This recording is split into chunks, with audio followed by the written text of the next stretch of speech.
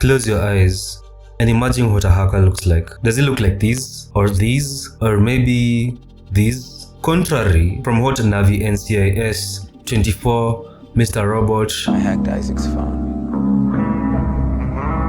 Sorry Gen Zs, I don't know if you've watched this. Make it seem your regular hacker might actually look nothing from what you ever imagined. In fact, they might even look like these. Between 2015 and 2017, a 28-year-old high-flying tech guy from Kenya surprised everyone with his opulent social media lifestyle on Facebook. It was the usual: fast bikes, expensive vehicles, vacations. Alex Mutuku was living the life almost every guy dreams of. He was an IT guy, so people always assumed that it was the IT money doing its work, which wouldn't be a surprise anyway. Have you seen the salaries paid by big tech in Nairobi? Or the cars driven by most tech guys in Kenya? For Alex Mutuku, a University of Nairobi Business Information Systems graduate, hacking was an easy path to success. He and another accomplice had already been caught, tried and released from extortion charges in 2015, where they stole over 2.8 million shillings from NIC Bank, then proceeded to demand 6 million shillings in Bitcoin for the release of critical information that will harm the institution. So, getting away, based on the loosely defined cyber laws in Kenya at the time, seemed like an easy thing. He then proceeded to hack Safaricom systems, stealing 20,000 shillings of airtime and then reselling it for half the price. These actions earned him several court dates. When asked about the type of work he did, Alex always described himself as a self-employed software developer who sold apps on the Google Play Store. He always claimed that accusations of hacking were malicious and lies. Mutuku was an advisor and often told Kenyans, "Tumia pesa ikuzoee," as in, use the money until it gets used to you. I mean, I agree with him. He clearly had no financial issues.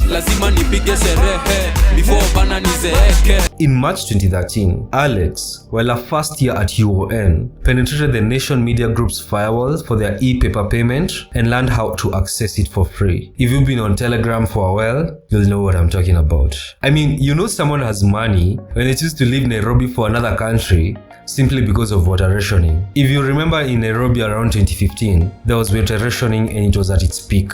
Mutuku, instead of buying Sky Plus and Mitungis, chose to take a tour across the world in quest for a glass of water.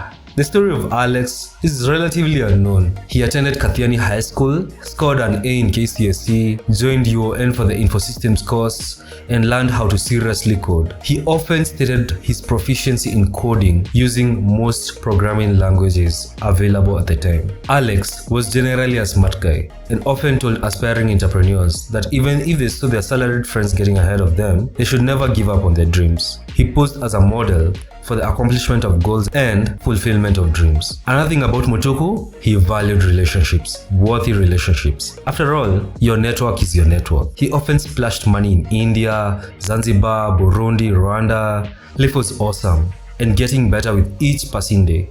If you know Swahili, there's a saying, "Mwiba wa kujidonga hawambiwi pole." Life was about to take a turn for the all-knowing, having life figured out, advice-giving, all-wise Mutuku. In 2015, Alex caught his girlfriend cheating on him. Yes, even with all that money, she couldn't stay loyal. After years of spending on her, including paying her fees, gifting her a car, giving her millions and spending on lavish gifts, she cheated anyway. This event led him down a spiral and he tried to take his life, even putting down a suicide note. Fortunately, or unfortunately, the attempt failed and he kept dwelling on this planet. Not long after, the law caught up with him. I mean, you can't die with all those things unresolved. His exploits at Safaricom, Nation and NIC had made him a marked and watched man by the authorities.